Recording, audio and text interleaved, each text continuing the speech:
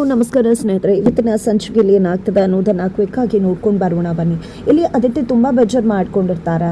ಆಗ ನಿಕ್ಕಿ ಮತ್ತು ಆರ್ಯ ಇಬ್ಬರು ಕೂಡ ಸಮಾಧಾನ ಮಾಡ್ತಾರೆ. ಆರ್ಯ ಕಾಲ್ ಮಾಡು ನೀನೆ, ಅದರಲ್ಲಿ ಏನಿದೆ, ನೀನು ಯಾಕೆ ಕಾಲ್ ಮಾಡಬಾರ್ದು ಅಂತ ಹೇಳಿದ್ರೆ ನಿಕ್ಕಿ ಬೇಡ ಅಂತಾರೆ. ಬಟ್ ಇದರ ನಡುವೆ ಅದಿತಿ ತಾನೇ ಕಾಲ್ ಮಾಡೋದಕ್ಕೆ ಡಿಸೈಡ್ ಮಾಡ್ಕೋತಾಳೆ.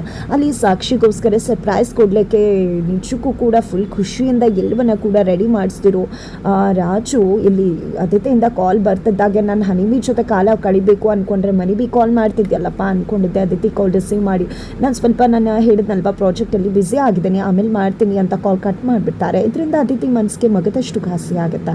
ಆ ಕಡೆ ಸಾಕ್ಷಿ ವಿಷಯದಲ್ಲಿ ಅಗ್ನಿ ಸಾಫ್ಟ್ ಆಗ್ತಿದ್ದಾರೆ.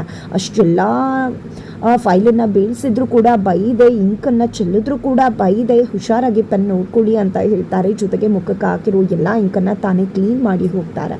ಒಂದು ರೀತಿಯಲ್ಲಿ ಅಗ್ನಿ ಮತ್ತು ಸಾಕ್ಷಿ ಇಬ್ಬರು ಕೂಡ ಮನಸ್ಸಲ್ಲೇ ಇಬ್ಬರು ಕೂಡ ಪ್ರೀತಿಯ ಒಂದು ಗೋಪುರವನ್ನೇ ಕಟ್ತಿದ್ದಾರೆ ಅಂತಲೇ ಹೇಳ್ಬೋದು. ಇದೆಲ್ಲದರ ನಡುವೆ ಅದಿತಿ ತುಂಬ ಬೇಜಾರು ಮಾಡಿಕೊಂಡು ಕುಳಿತಿರ್ಬೇಕಿದ್ರೆ ಸಾಕ್ಷಿ ಬಂದು ಅದಿತಿಯನ್ನು ಸಮಾಧಾನ ಮಾಡ್ತಾರೆ. ನಿಮ್ಮಂಥ ಹುಡುಗಿಯನ್ನು ಪಡೆದಿರೋದಕ್ಕೆ ಯುವಿ ಪುಣ್ಯ ಮಾಡಿದ್ದಾರೆ ಅಂತ. ಯಾಕಂದರೆ ಬೇರೆ ಹುಡುಗಿರ್ತಾರ ನನಗೆ ಅವರೇ ಕಾಲ್ ಮಾಡಬೇಕು ಅಂತ ಕೇಳೋದಿಲ್ಲ, ನಾನೇ ಕಾಲ್ ಮಾಡ್ತೀನಿ, ನಂಗೆ ಟೈಮ್ ಕೊಡಬೇಕು ಅಂತ ಕೇಳೋದಿಲ್ಲ, ಅಟ್ಲೀಸ್ಟ್ ಸ್ಪೆಷಲ್ ಡೇನಾದರೂ ಕಾಲ್ ಮಾಡಿ ವಿಶ್ ಮಾಡಲಿ ಅಂತ ಬಯಸ್ತೀನಿ, ಸರ್ಪ್ರೈಸ್ ಕೂಡ ಬೇಡ ಅಂತ ಹೇಳಿ ಅದಿತಿ ಹೇಳಿದಾಗ ನಿಜಕ್ಕೂ ಅದಿತಿಗೆ ಒಳ್ಳೇದಾಗಬೇಕು ಅಂತಲೇ ಸಾಕ್ಷಿ ಬಯಸ್ತಾರೆ.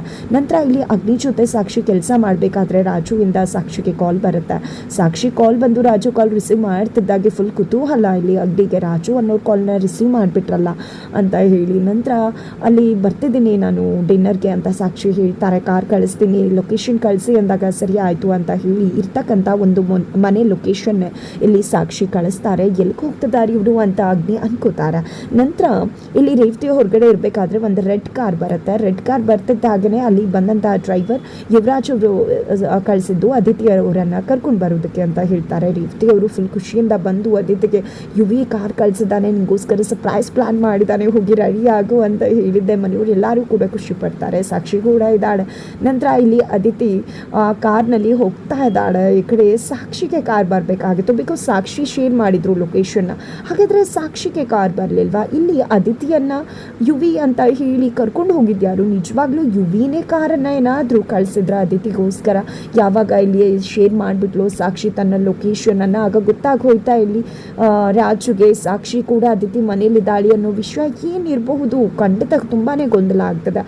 ಅದಿತಿನೇ ಕರ್ಕೊಂಡು ಬರಬೇಕು ಅಂತ ಯುವಿ ಸರಿ ಹೇಳಿದ್ದಾರೆ ಅಂತಲೇ ಡ್ರೈವರ್ ಬಂದು ಹೇಳ್ತಾರೆ. ಹಾಗಿದ್ರೆ ಸಾಕ್ಷಿಗೆ ಕಳಿಸಿದಂಥ ಕಾರಲ್ಲಿ ಏನು ನಡೀತದೆ ಇಲ್ಲಿ? ಖಂಡಿತ ಯುವಿನೇ ಬೇರೊಂದು ಟ್ವಿಸ್ಟನ್ನು ಕೊಟ್ರ, ಅಥವಾ ಇಲ್ಲಿ ಯುವಿಯ ಬಂಡವಾಳ ತಿಳಿದಿರ್ತಕ್ಕಂಥ ಯಾರೋ ಒಬ್ಬರು ಅದಿತಿ ಮತ್ತು ಸಾಕ್ಷಿ ಮುಂದೆ ಯುವರಾಜ್ನ ಬಂಡವಾಳವನ್ನು ರಿವೀಲ್ ಮಾಡಬೇಕು ಅಂತ ಹೇಳಿ ಈ ರೀತಿ ಸಂಚು ಮಾಡಿದಾರ?